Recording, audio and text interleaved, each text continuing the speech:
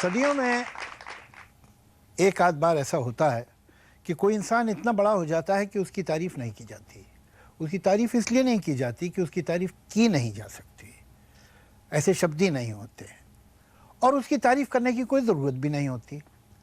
कोई नहीं कहता है कि शेक्सपियर बहुत अच्छा राइटर था, कोई नहीं कहता है कि माइकल एंजेलो बहुत अच्छे स्टैचू बनाता था, कोई नहीं कहता है कि बीथोवन क्या म्यूज़िक बनाता था, कोई नहीं कहता। शेक्सपियर नाम ही अपने अंदर तारीफ है।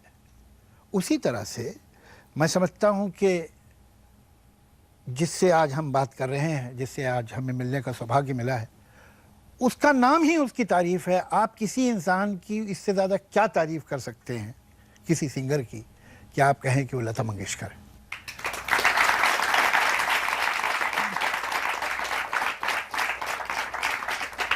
लता जी, आपका बहुत बहुत स्वागत। और सबसे पहले न सिर्फ मेरी तरफ से बल्कि हिंदुस्तान के करोड़ों इंसानों की तरफ से जो आपसे और आपकी आवाज़ से मोहब्बत करते हैं, आपकी 80th बर्थडे की बहुत बहुत बधाई। आप यूं ही गाती रहें और हम लोगों के दिल जीतती रहें। बहुत बहुत शुक्रिया। आज मुझे ये इज़्ज़त मिली है कि मैं आपसे कुछ अपनी तरफ से, कुछ दूसरों की तरफ से सवाल करूं। और एक वो बहुत मशहूर म्यूज़िकल फिल्म थी साउंड ऑफ म्यूज़िक, उसमें एक लाइन बड़ी अच्छी थी, let's start from the very beginning, a very good place to start. तो हम भी बिगनिंग से ही करते हैं। हम सब जानते हैं कि आप का संबंध म्यूज़िक से दो तरह से है, आपके खून में भी है और घुट्टी में भी है।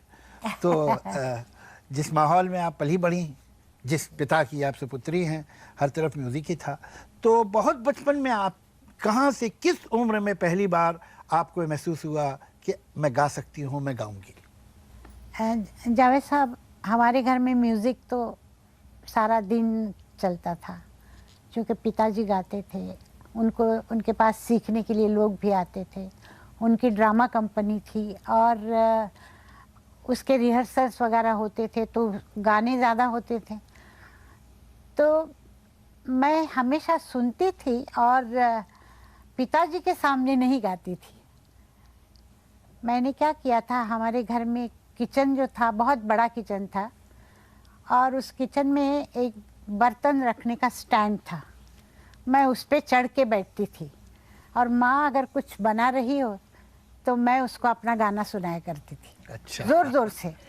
पिताजी की कुछ बंदिशें या सैगल साहब का गाना, चूँकि मुझे सैगल साहब बहुत पसंद थे, तो मेरी माँ कहती थी तुम मेरा सर मत खा, चली जा यहाँ से। तो मैं उसको सुनाया करती थी। इस तरह मेरा गाना था। पर क्या हुआ कि एक दिन मेरे पिताजी किसी को गाना सिखा रहे थे और शाम का वक्त था, तो मेरे पिताजी ने कहा कि तुम ज़रा रियाज़ करो, मैं ज़रा जाके आता हूँ। तो वो नीचे गए और मैं गैलरी में खेल रही थी, मैं सुन रही थी। कितनी बड़ी थी आप उस वक्त? मुझे लगता है मैं 5 साल की थी, 4-5 साल की। तो वो गा रहा था, तो उसने जो शुरू किया मुझे अच्छा नहीं लगा। मैं अंदर गई, मैंने कहा कि ये ऐसा नहीं, बाबा ऐसा नहीं गाते हैं, ये ऐसा गाते हैं। मैंने गा के बताया उसको। तो मेरे पिताजी इतने में आ गए, उन्होंने बाहर से सुना और सुन के अंदर आए, तो मैं भागी वहाँ से। तो मेरे पिताजी ने मेरी माँ को कहा कि ये घर में गवैया बैठा है और मैं बाहर क्यों सिखा रहा हूँ लोगों को। और दूसरे दिन उन्होंने सुबह 6 बजे मुझे उठाया और कहने लगे तानपुरा उठाओ और बैठो मेरे सामने। मैं तो बहुत छोटी थी उस वक्त, तो जो मैंने रात को उसको सिखाए थी चीज़, वही उन्होंने स्टार्ट किया। हालांकि वो शाम का राग था, पुरिया धनाश्री, पर उन्होंने वो शुरू सुबह से किया और मैंने तब से उनसे सीखना शुरू किया। बीचक दाना दाने ऊपर दाना, बीचक दाना जाहिर है कि बहुत छोटी होंगी आप, इसलिए कि मेरे ख्याल से 13-14 साल की उम्र में तो आपने पहला अपना गाना ही गा दिया था। मैंने 9 साल में जी। मैं जब 9 साल की थी तो एक ऐसा वाक़या हुआ कि कुछ लोग मेरे पिताजी के पास आए। हम लोग शोलापुर में थे जी। और वहाँ हमारी कंपनी थी, ड्रामा कंपनी, और वहाँ उनके शोज़ होते थे मेरे पिताजी के। तो मैं खेल रही थी तो उन्होंने आके कहा कि दीनानाथ राव, हम लोग चाहते हैं कि आपका एक क्लासिकल प्रोग्राम इसी थिएटर में करें। तो बाबा ने कहा ठीक है करो। और वो जाने के बाद मैं बाबा के पास गई। मैंने कहा मैं आपके साथ गाना चाहती हूँ। तो उन्होंने कहा तू क्या गाएगी, तो तू तो इतनी सी है, तुझे आएगा भी नहीं सब गाना। मैंने कहा मैं गाऊंगी ज़रूर। तो कहने लगे कौन सा राग गाएगी। तो मैंने कहा खंबावती गाऊंगी जो आप सिखा रहे थे। तो कहने लगे अच्छी बात है। और रात को जो शो था हमारा, तो मेरे पिताजी ने कहा तू पहले गा। तो मैं जाके गाने के लिए बैठी, गाया मैंने, लोगों को बहुत अच्छा लगा। फिर पिताजी आए और वो बैठे, मैं उनके पास बैठी रही। और वो जब गा रहे थे तो मैं उनके गोद में सर रख के सो गई। तो ये मेरा पहला प्रोग्राम था, तब मैं थी 9 साल की। और पहला गाना आपका रिकॉर्ड हुआ? पहला गाना रिकॉर्ड हुआ 42 मार्च में। वो ऐसे हुआ कि मराठी पिक्चर थी जी। इतिहासाल, और उसका म्यूज़िक जो कर रहे थे उनका नाम सदाशिवराव नेवरेकर था। वो मेरे पिताजी के साथ ड्रामा में काम करते थे। तो वो आए, उन्होंने कहा कि एक पिक्चर बन रही है, मैं म्यूज़िक कर रहा हूँ, मैं चाहता हूँ तुम्हारी बेटी मेरी पिक्चर में गाए। तो मेरे पिताजी ने कहा कि नहीं, मैं उसको सिनेमा में डालना नहीं चाहता हूँ, मुझे बिल्कुल अच्छा नहीं लगता है, तो तुम ये बात भूल जाओ। तो उसने कहा नहीं नहीं, तुम्हें मेरी दोस्ती का वास्ता है कि तुम प्लीज़ एक गाना इस लड़की से मुझे गवाने दो। तो फिर मेरे पिताजी ने कहा अच्छा ठीक है। मैं गई, उनका गाना गाया, वो पिक्चर भी नहीं आई, गाना भी नहीं कहाँ आया। रिकॉर्ड हुआ था वो गाना? गाना रिकॉर्ड हो गया जी, कहाँ हुआ था? वहाँ सरस्वती सिनेटॉन था, पूना में। पूना में। पूना। तो आपको वो दिन याद है, कैसे आप घर से निकली, कैसे गई? ये बहुत बड़ा एक्सपीरियंस होगा जी ना, हाँ, पहली बार बिल्कुल। गाना रिकॉर्ड हो रहा है। हाँ, और मैं उससे पहले क्लासिकल प्रोग्राम करती थी मेरे अच्छा, पिताजी के जी। साथ। तो उतना डर नहीं लगा। अच्छा। सिर्फ वहाँ जाके, और वसंत जोगलेकर उसके डायरेक्टर थे। अच्छा अच्छा। और उस ज़माने में सुवर्णलता करके एक हीरोइन थी, जी। वो थी वहाँ पे। गाना गा के मैं शाम को वहाँ से निकल आई, बहुत देर तक चलता रहा और फिर वो पिक्चर बनी नहीं। ये बात मार्च की है, अप्रैल में मेरे पिताजी की डेथ हुई। पिताजी की डेथ होने के बाद दूसरा कोई मेरे पास ये नहीं था कि मैं घर में पैसे कैसे लाऊं, क्योंकि हम लोग 4 बहनें, एक भाई, और आप सबसे बड़ी और बहन? मैं सबसे बड़ी। माँ बहुत ये हो गई थी परेशान। तो मेरे पास मास्टर विनायक आए और उन्होंने कहा कि तुम मेरी पिक्चर में काम करोगी क्या। ये मास्टर विनायक वही जिनकी बेटी बड़ी मशहूर हीरोइन नंदा थी? नंदा की। जी। और वो मराठी में बहुत मशहूर थे। उनकी एक ब्रह्मचारी पिक्चर बनी थी, वो उस ज़माने में बहुत चली थी। जी। उनका बहुत नाम था। तो उन्होंने कहा कि तुम उसका नाम था पिक्चर का पहली मंगला गौर, और उसमें मैंने उनको कहा कि मैं काम करूँगी। पर उनका कुछ झगड़ा हुआ, मेरा कॉन्ट्रैक्ट साइन हुआ और उन्होंने छोड़ दी कंपनी। वो निकल गए, कोल्हापुर गए और उन्होंने अपनी ही कंपनी शुरू की। और जाते वक्त मुझे कह के गए कि तुम्हारा ये पिक्चर तुम्हारी पूरी हो जाए तो तुम कोल्हापुर आना मेरे पास काम करने के लिए। मैंने कहा ठीक है। तो 3 महीने लगे उस पिक्चर को और 300 रुपये मिले मुझे पिक्चर के। मैंने उसमें काम किया था, 2-3 गाने थे। जी। और उस वक्त वो गाना मेरा एक चला था। तो वहाँ से मैं कोल्हापुर आई और कोल्हापुर में मास्टर विनायक के यहाँ मैंने नौकरी शुरू शुरू की की। बस। मेरी आवाज़ ही पहचान है, पहचान है। ये अचानक प्लेबैक सिंगिंग में कैसे आप आई, कैसे ये आप मैं ये पहला playback- कदम कैसे उठा? ने क्या हुआ कि 47 तक तो मैं नौकर थी प्रफुल्ल पिक्चर्स में, जी पर मास्टर गुलाम हैदर की डेथ,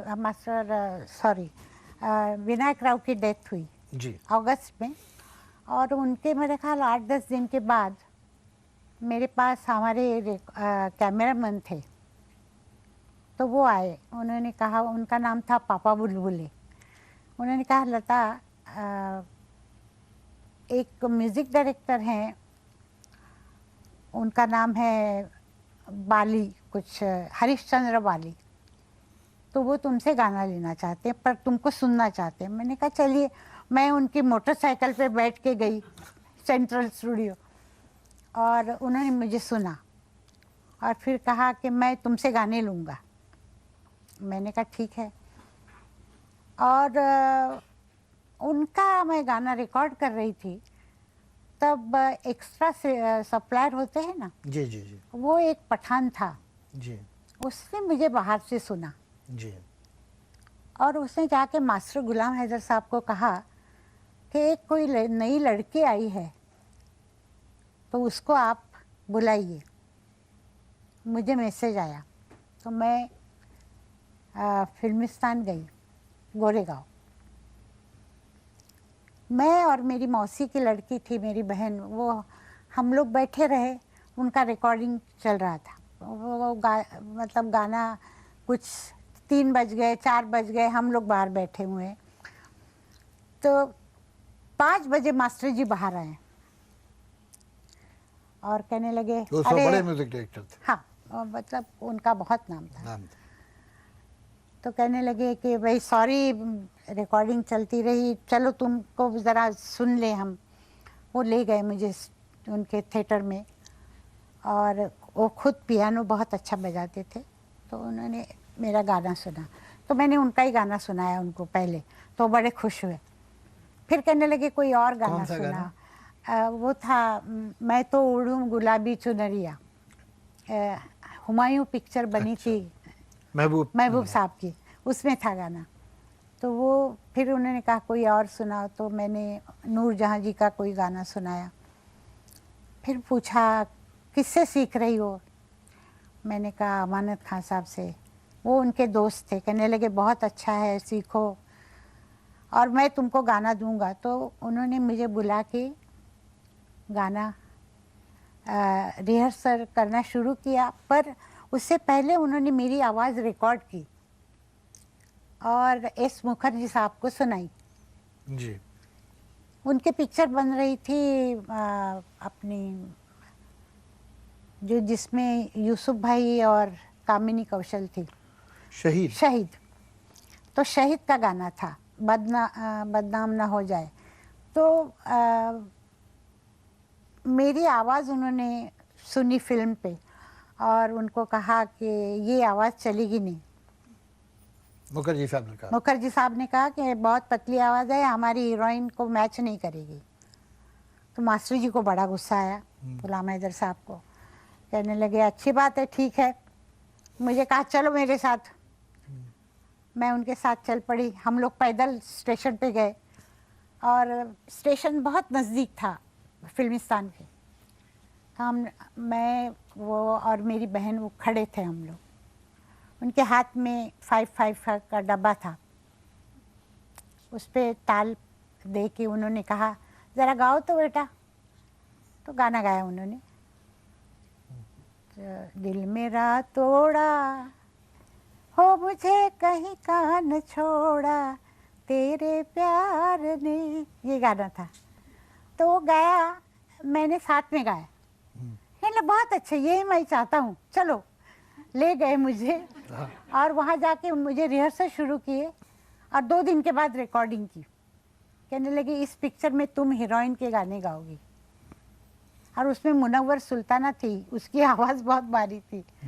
हालांकि मेरी आवाज उसको सूट नहीं कर रही थी, कामिनी को कर सकती थी जी। पर उसे नहीं सूट कर रही थी। फिर भी उन्होंने मेरे सब गाने लिए और वो पिक्चर चली उस वक्त और मेरे गाने चले।